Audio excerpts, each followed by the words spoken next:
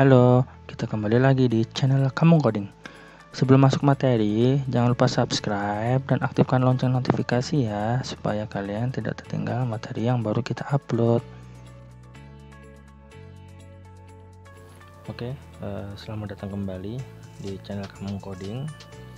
Oke, materi kali ini berkaitan dengan primary key, foreign key, dan composite key atau composite primary key pada MySQL. Oke, kemarin kita sudah belajar mengenai relasi ya, relationship pada MySQL. Oke, nanti itu ada berhubungan, kita nanti akan membahas dari sebelumnya gitu ya, saling silang karena ini berkaitan dengan materi ini. Oke, yang pertama itu ada primary key. Nah, primary key itu merupakan sebuah field di tabel yang secara unik mengidentifikasi kalau sebuah record atau bars itu unik atau mungkin tidak ada yang sama gitu ya, unik, berbeda, paling berbeda, harus berbeda gitu ya, dan tidak boleh kosong di primary key ini ya, datanya nanti recordnya. Kemudian primary key ini harus unik, tidak ada duplikasi ya, tidak boleh double nilai yang ada di kolom yang sudah ditentukan yang menjadi primary key. Misalkan di suatu tabel gitu ya, ada primary key-nya. Nah, primary key itu tidak boleh ada yang sama gitu ya. Nah, contohnya kayak gini. Ini ada ID kursus gitu ya. ID kursus, kemudian ada nama paket. Nah, di sini kalau nama paket itu boleh sama. Misalkan ada web programming lagi itu boleh. Asalkan untuk ID kursus di sini kita contohkan sebagai primary key.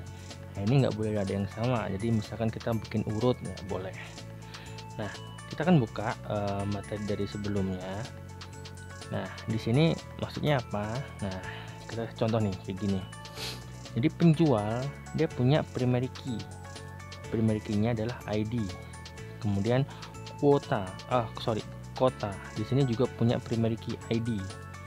Nah, ini sebenarnya kalau secara hierarkinya kita nggak boleh ya. Ini ada yang sama ID sama ID. Mungkin di sini penjual underscore ID, kemudian di sini kota underscore ID. Oke. Yang lain juga sama. Untuk yang ini juga sama, penjual. Nah, produk ini ada ID penjual, kemudian nanti ada ID produknya dan lain sebagainya gitu ya. Tuh kayak gini. Ada primary key. Primary key itu boleh angka, integer, boleh varchar. Yang penting dari data itu tidak boleh ada yang sama kayak gitu ya. Jadi contohnya misalkan ada nick yang pada KTP tuh nick, NIP yang biasanya di karyawan NIP, kemudian banyak sekali gitu ya, ada nomor urut, nomor induk, kemudian nomor KK dan lain sebagainya. Itu contohnya untuk primary key. Oke, untuk yang kedua ada foreign key. Nah, foreign key apa sih foreign key? Foreign itu kayak tamu ya, tabel tamu, kunci tamu gitu ya. Merupakan suatu atribut untuk melengkapi hubungan yang menunjukkan ke induknya. Nah, merujuk ke induknya, jadi merujuk ke tabel utamanya yang aslinya mana kayak gitu. Itu artinya field pada tabel merupakan kunci tamu dari tabel lain gitu ya. Misalkan kita ada tabel foreign key-nya kayak gitu. Nah, contoh nih, kita ada punya tabel karyawan. Nah, di sini ada kunci tamu nih, ada foreign key-nya. Kenapa foreign key-nya departemen ID? Karena departemen ID ini punya tabel khusus gitu ya, yang mereferensi ke tabel induknya atau tabel utamanya. Apa sih tabel utamanya? Departemen. Nah, contohnya kan ini boleh varchar, boleh ID, bebas sih untuk datanya ya, boleh QU, boleh PMS dan sebagainya, atau mungkin angka juga boleh, QU 123 boleh. Nah, ini mengacu ke departemen gitu ya, jadi dia datanya dari departemen. Nah, ini penerapannya di mana? Nah, ini penerapannya ada di sini teman-teman ya. Nih kayak gini, one to many gitu ya. Jadi penjual dia mempunyai banyak produk. Jadi foreign key-nya ada di produk, di ID penjualnya. Kenapa? Karena kan ini ada tabel yang mendukung utamanya. Utama sebenarnya ini dari ID penjual ini. Kayak gitu. Ini one to many. Nah, ketika one to many dia terdapat foreign key ya. Jadi primary key yang tabel pertama itu menjadi foreign key di tabel kedua, kayak gitu ya teman-teman ya. Oke, kita next. Nah, di sini ada composite primary key atau composite key. Nah, di sini gabungan lebih dari satu field untuk membuat sebuah nilai yang unik. Ini ada dua buah tabel yang maksudnya yang terhubung ya, banyak ke banyak gitu ya. Contohnya kayak gini. Di sini ada Twitter, kemudian ada auditorium sama movie showtime. Nah, dari kedua ini ya, itu datanya ada yang jadiin satu primary key-nya. Nah, misalkan di movie showtime.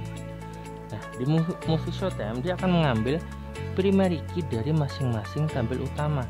Contoh, di sini ada movie ID. Diambil dari mana?